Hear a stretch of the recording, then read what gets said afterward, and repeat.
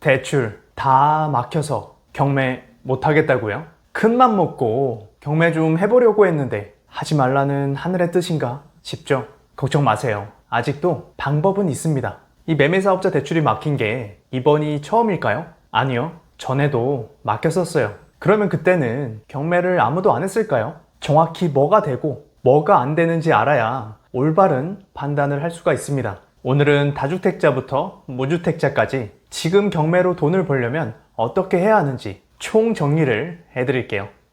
지난 9월 7일 기습적으로 대출 규제가 있었죠.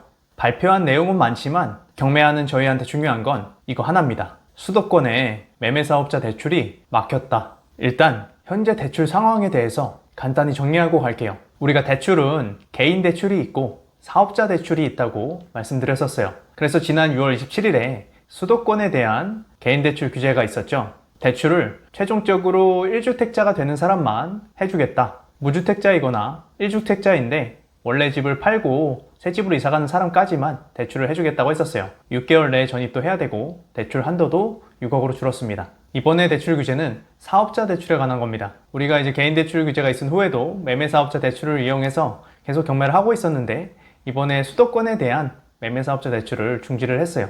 그리고 여전히 지방은 개인 대출이던 사업자 대출이던 규제는 전혀 없습니다. 여전히 가능하죠. 그럼 경매 투자는 앞으로 어떻게 해야 되냐? 두 가지 경우로 나누어서 얘기해 봐야 될 것 같아요. 첫 번째는 가장 걱정이 많으신 수도권에서 매매사업자 대출로 경매를 하려고 했던 분들, 1주택자인데 기존 주택을 팔지 못하는 분들, 아니면 2주택 이상의 다주택자 분들이시겠죠. 그리고 무주택자이거나 1주택자인데 기존 주택을 팔 수 있는 분들, 이렇게 나눠서 얘기를 해볼게요. 자, 먼저 매매사업자 대출을 이용하려고 했던 다주택자분들이나 기존 주택을 처분 못하는 1주택자분들, 이분들은 수도권이랑 지방을 나눠서 이제부터 생각해야 돼요. 대출이 수도권에서만 규제가 됐으니까 거기에 맞춰서 투자 전략을 각각 세워야겠죠. 자, 먼저 수도권에서 뭘 할 수 있는지 보겠습니다. 일단 이번 대출 규제는 주택에 대한 대출 규제예요. 그런데 오피스텔은 대출을 해줄 때 주택으로 보지 않습니다. 우리가 오피스텔을 낙찰받으면 취득세를 4.6%를 냅니다. 상가나 토지를 낙찰받을 때랑 똑같죠. 주거용으로 보지 않다고 있다는 말이에요. 오피스텔은 태생적으로 이제 오피스가 될 수도 있고 주거용이 될 수도 있기 때문에 취득 시점에서는 그걸 판단하지 않는 거죠. 그래서 지난 6월 27일 대출 규제 이후에도, 얼마 전 9월 7일 대출 규제 이후에도 오피스텔 대출은 여전히 가능합니다. 낙찰가의 80%, 90%까지 여전히 가능해요. 오피스텔 안 팔리는 거 아니냐고요? 오피스텔도 잘 팔리는 오피스텔이 있습니다. 우리가 아파트나 빌라를 할 때도 이 물건이 팔릴지 조사를 하러 가시죠.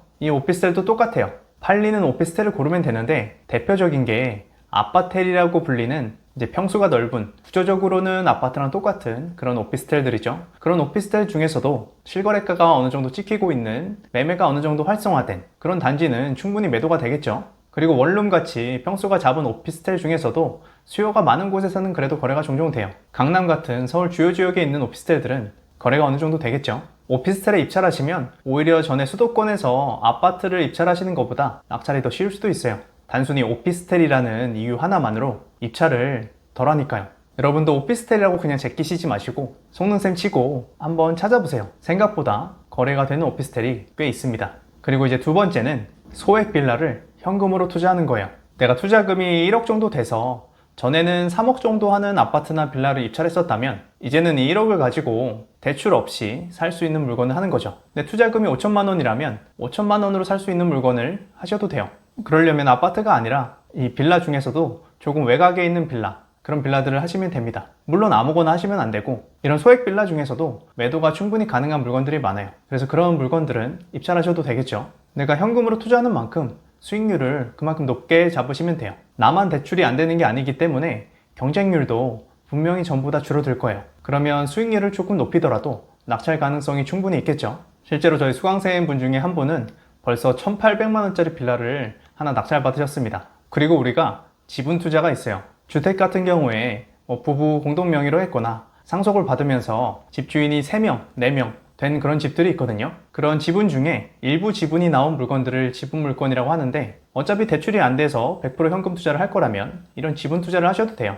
어차피 지분 투자는 보통 현금으로 하기 때문에 내가 낙찰을 받아서 나머지 공유자들에게 팔거나 아니면 그 공유자와 같이 그 집을 팔아서 돈으로 나눠 가질 수도 있겠죠. 그리고 다음은 경매식 갭 투자입니다. 우리가 일반적으로 아파트를 살 때 전세를 끼고 사는 걸 갭 투자라고 하죠. 이제 경매에서도 대항력 있는 임차인이 배당 신청을 안 하면 낙찰자가 보증금을 물어줘야 되는데 그런 걸 경매식 갭 투자라고 해요. 예를 들어 시세가 3억인 집에 임차인이 2억의 보증금을 갖고 있었어요. 그리고 배당 신청도 안 해서 낙찰자가 낙찰 후에 물어줘야 되는 보증금이 2억이 있으면 이 물건은 계속 유찰이 되겠죠. 그래서 우리가 2억을 물어주고도 수익이 날 때 낙찰을 받을 수 있어요. 예를 들어 우리가 5천만 원에 낙찰을 받았다고 해볼게요. 그럼 우리는 5천만 원만 현금으로 내고 소유권 이전을 한 다음에 이렇게 전세 세입자가 있는 채로 매도를 하거나 아니면 장기 보유를 할 수도 있겠죠. 그래서 수도권에서 대항력 있는 임차인이 배당 신청을 안 한 물건, 그런 물건들도 눈여겨보셔야 합니다. 그리고 지금 정확히 얘기하면 모든 대출이 막힌 건 사실 아닙니다. 1금융권, 2금융권에 대출이 막힌 거예요. 3금융권에 대부업체와 이 P2P라는 대출이 있어요.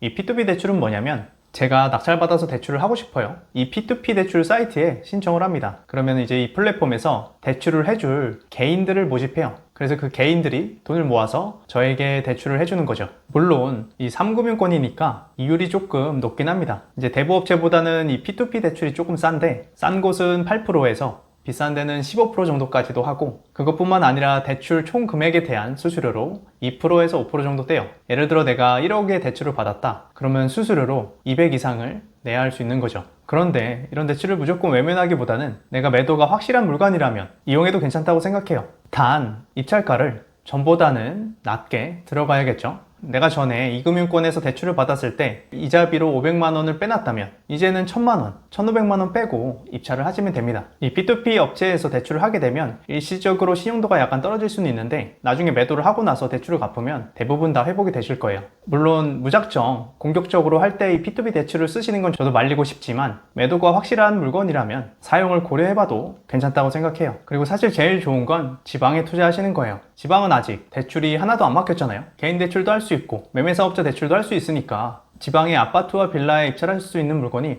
아주 많습니다. 그런 걱정들을 하실 수도 있어요. 이 지방이 요새 취득세 중과도 공시가 2억 이하로 풀어줬고 이번에 대출 규제도 수도권만 해가지고 지방에 엄청 몰리는 거 아니야? 물론 전보다 입찰자가 조금 더 많아질 수는 있지만 그렇다고 10명이었던 입찰자가 20명 되고 30명 되고 그런 수준은 아닐 거예요. 그리고 내가 높은 경쟁이 걱정이 된다면 경쟁을 줄일 수 있는 방법으로 입찰하시면 돼요. 공매를 한다거나 신탁 공매를 해보신다거나 파산 공매 같은 걸 해보시면 되겠죠. 그리고 거리가 멀어서 걱정이신 분들은 대리 입찰을 하시면 됩니다. 보통 한 번 대리 입찰 맡길 때마다 10만 원 내외 정도 되는 걸로 알고 있어요. 실제로 저도 이용을 많이 하고 있고요. 그래서 내가 회사 때문에 바쁘거나 너무 멀어서 시간이 아깝다면 대리 입찰을 하셔도 되겠죠. 그리고 지방이라고 모든 아파트 빌라가 안 팔리는 건 아닙니다. 수도권에서처럼 똑같이 조사하시면 돼요. 지방도 사람이 사는 곳입니다. 거래가 찍혀 있으면 거래가 된다는 거예요.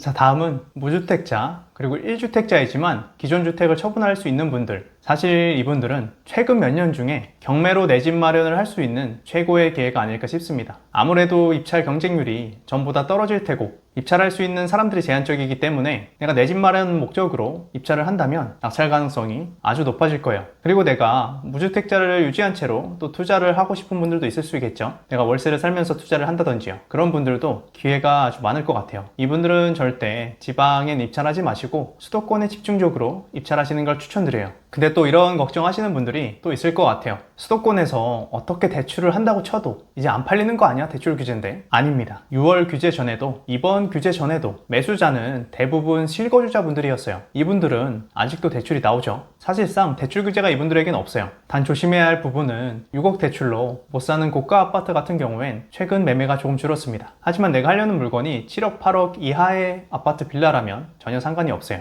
그리고 이번 매매사업자 대출 중단은 이번이 처음일까요? 아니요. 2018년에도 2020년에도 있었습니다. 그러면 그때는 경매를 어떻게 했을까요? 오늘 앞에서 말씀드렸던 다양한 투자 방법들로 투자를 했었기도 하지만 대출이 드문드문 됐었어요. 매매사업자 대출이 막히니까 은행들이 다른 대출을 만들어낸 거죠. 그때 많이 했던 것들 중에 하나가 일반 사업자 대출, 전자상거래나 통신판매업으로 사업자를 내서 대출을 해서 잔금을 치르는 그런 일들도 많이 있었고 물론 지금은 막혔죠. 근데 여기서 우리가 알아야 될 게 하나 있습니다. 지금 대출이 막혀서 투자자보다 더 아쉬운 건 은행이에요. 이 은행은 대출을 해줘야 이자를 받고 돈을 벌 거 아니에요. 원래 그런 목적의 회사니까요. 특히 경매 대출을 해주는 곳은 소규모의 이금융권 은행들이 많기 때문에 그 영향이 더 클 겁니다. 그렇기 때문에 이 은행들도 열심히 다른 방법을 찾아볼 거예요. 단기적으로는 앞에서 알려드린 방법대로 경매 투자를 하면서 장기적으로는 새로운 대출 방법이 생겼는지 열심히 체크해봐야겠죠.